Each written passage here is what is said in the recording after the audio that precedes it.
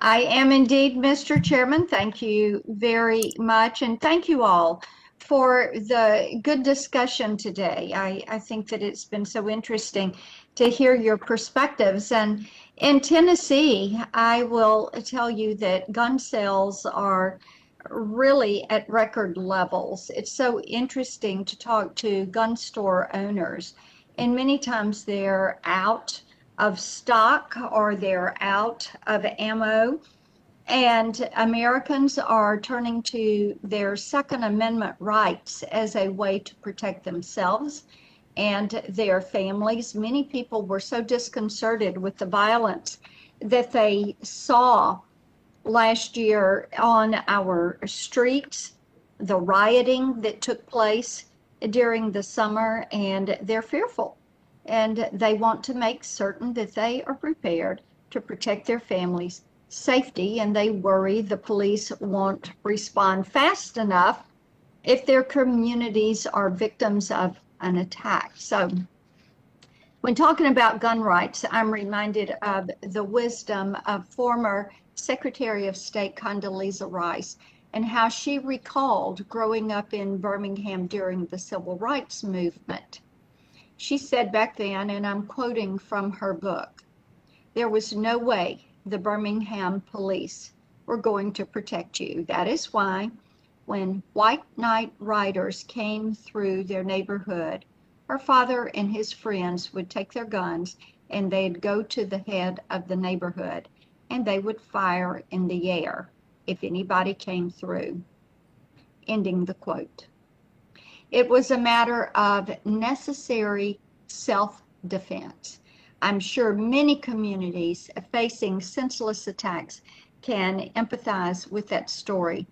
Sometimes the police can't get there in time, and it can be devastating. And for those moments, we have the Constitution. We have the right to have guns in our homes, and we have the right to protect our loved ones. Last summer, we saw those images of destruction of businesses that swept through the nation. In Kenosha, Wisconsin, the Scott family looked on as the furniture store that they owned for 40 years was set on fire by looters. And Denord Distillery was an African-American owned business that handed out water to protesters in Minneapolis, but the business was set ablaze. People from all walks of life saw their sole sources of income destroyed as unrest ravaged our cities and businesses were looted and burned to the ground. Mr. Cheng, I'd like to come to you for an answer, if I may, sir. Our country faces rising violence against Asian Americans, and we mourn the violence that we have seen this week, the shooting in Atlanta, the shooting in Boulder yesterday. I would hope that the shooters are prosecuted to the full extent of the law. And I want to turn back and look at history for a moment, Mr. Chang. During the LA riots in 1992, Korean American businesses were looted, attacked, and burned to the ground. When the police didn't come, who was there to protect those businesses? Yeah, thank you, Senator, for the question. So, yeah, who was there? And I think to underscore your point, who wasn't there? Law enforcement, as much as they wanted to be there, they were overwhelmed with violence overtaking Los Angeles. And I remember being 12 years old, watching the LA riots on TV. I lived about 50 minutes from where everything was taking place. And as a 12-year-old, right, I understood just at a very high level that bad things were happening. I saw a lot of people getting hurt. I saw a lot of violence, a lot of burning buildings, and a lot of fear. And it wasn't until that I became an adult when I realized one of these stories that was, I think, really not told in the mainstream media about Korean Americans exercising their Second Amendment rights because they were under threat.